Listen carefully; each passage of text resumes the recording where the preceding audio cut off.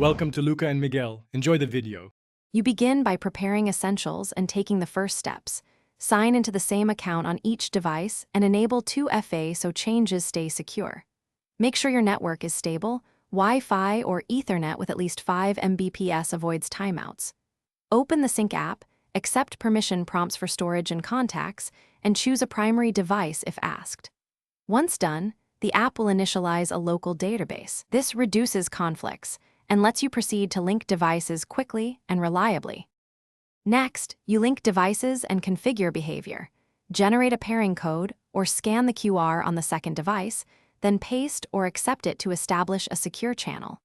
Choose which folders to include and set the sync direction. Two-way keeps both sides matching. One-way pushes changes from source to target. Now refine conflict handling and bandwidth limits so large transfers don't choke your network. Make sure to schedule sync windows for off-peak hours to avoid interruptions and ensure consistent. Finally, you run the initial sync and verify success. Compare file counts and timestamps and open a few files to confirm integrity. If conflicts appear, review originals and choose which version to keep or restore from backups when necessary. This prevents accidental data loss. If the sync stalls, check the app logs for error codes, restart the app, and retry. Make sure firewalls or proxies are not blocking ports. If problems persist, try a different network to rule out connectivity issues. Thanks for watching and please subscribe.